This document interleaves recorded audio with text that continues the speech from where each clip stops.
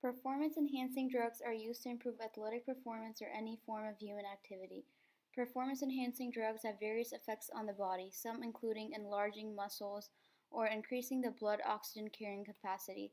In particular, athletes take this drug in the form of a steroid, which helps to increase muscle mass and strength. Athletes are always looking for ways to be at an advantage over their competitors that will, in the long run, help their team win. Because of this reason, many athletes are beginning to rely on substances such as performance enhancement drugs to help them be at an advantage over their competitors. So, reasons for steroid abuse obviously include performance enhancement among athletes. Also, muscle dysmorphia is when men think that they look small and weak, so they take steroids to build muscle mass.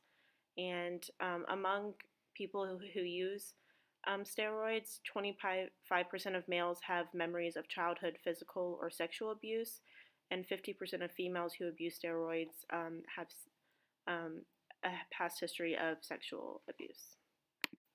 More than 100 different types of steroids are available. Some steroids are only approved for veterinarians, and we can see those sometimes on the black market.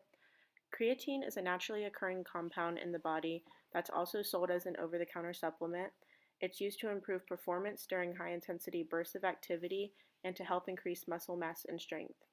Anabolic steroids also increase muscle mass and strength. They're synthetic versions of the hormone testosterone. And anabolic effects promote muscle building, and androgenic effects are responsible for male traits such as facial hair and a deeper voice. Designer steroids are synthetic steroids that have been illicitly created to be undetectable by current drug tests, and they are made specifically for athletes and have no approved medical use. Because of this, they haven't been tested or approved by the Food and Drug Administration and represent a particular health threat to athletes. Steroid precursors such as andro and DHEA are substances that the body converts into anabolic steroids. They're used to increase muscle mass. Most steroid precursors are illegal without a prescription. However, DHEA is still available in over-the-counter preparations. The use of performance-enhancing drugs in sports is not a new phenomenon, and it dates back centuries. There has been and continues to be widespread international concern about athletes' use of banned performance-enhancing drugs. According to the World Anti-Doping Agency, 2% of elite athletes use drugs that were banned within the past year.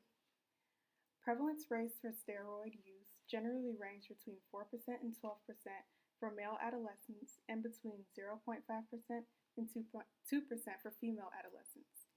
Baseball is the number one sport in which steroids are used, and Mark McGwire is an example. He was a baseball player that got caught taking andro.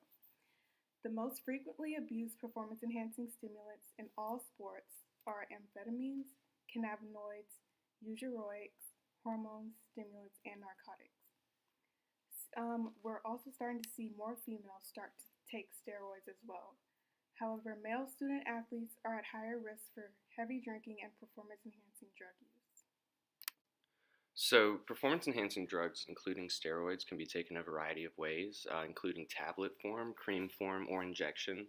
However, with anabolic steroids, we almost always see it used through intramuscular injection, and that's usually in the buttocks. Other performance enhancing drugs, like stimulants, are often taken in tablet form, but HGH, human growth hormone, is administered through injections because the stomach will digest the drug before it is absorbed properly. Two methods of taking steroids that we actually talked about in class were pyramiding and stacking. Pyramiding is when doses are increased, later decreased over a period of 6 to 12 weeks. This is because they believe that if you keep the doses too high for a long period of time, your body will naturally adjust to these doses and it will be no longer as effective. And so that's why they want to decrease doses periodically. This method of taking steroids is completely scientifically unfounded. Stacking is another method, and that's where people believe that combining performance-enhancing drugs and other kinds of steroids results in a synergistic effect, and so they will take all these different kinds at the same time and believe that that will be stronger than just taking, more of the same steroids. And they can also stack them using different routes of administration. So, one thing that people aren't always aware of when it comes to steroids is that they're often taken in cycles. And this is where the user is not constantly using steroids every day, like a lot of habitual drug users are. They will use it for a period of a month or two and then stop using it periodically. And once they feel they have built significant muscle mass off of the steroids that they have been using, they will end that cycle. This is also how a lot of athletes are able to avoid failing drug tests because they will not be on cycle during the season. Additionally, when cycles are used, users typically inject once a day. They'll do that before a workout because they feel that the steroids have a somewhat stimulant effect, much like a pre workout drink. And then they will also avoid using oral steroid tablets because they're hepatotoxic, which means that they are toxic to the liver. With any type of drug use, there will be some side effects. Users who take steroids typically will not report side effects, so it's difficult to measure statistically. Also, many diseases can occur while taking steroids, including cardiovascular and kidney disease, and some adults even have kidney failure. Extreme mood swings can occur while taking high doses of the drug. They can go from extreme sadness to extreme angriness. Also, a dependency will start to form, which will leave the user not able to function without the drug. Also, with athletes, the muscle, when injected with the steroid, the muscle will outgrow the tendons and bones, which will lead to tendon rupture. Consequences. UGA's policy for performance enhancing drugs is that they will drug test, provide therapy, and rehabilitation to athletes struggling with drug abuse.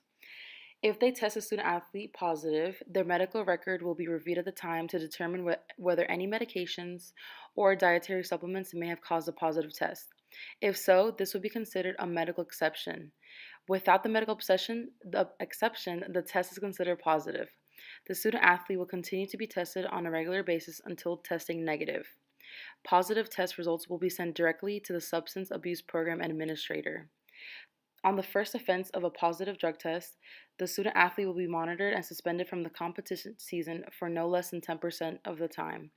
The second offense, the student athlete will continue to be monitored and suspended from the season for no less than 30%. The third offense, the student will be suspended and the scholarship will be revoked. In conclusion, athletes should care about everything we've talked about because mainly it can set them up for injuries and hurt their athletic career. And also, they should just take into effect the ethics and the pride involved in their sport. And what can coaches do to prevent steroid use among athletes? Well, first of all, they should discuss ethics and proper training. Remind your players that using a performance-enhancing drug is cheating and also could lead to serious health problems. Explain that a healthy diet and rigorous training are the true and proven keys to athletic performance. And be clear about your expectations. Tell your player that you expect him or her to avoid performance-enhancing drugs, set rules, and explain the consequences of breaking them. Enforce consequences that you have established if you find out that one of your players is using performance-enhancing drugs.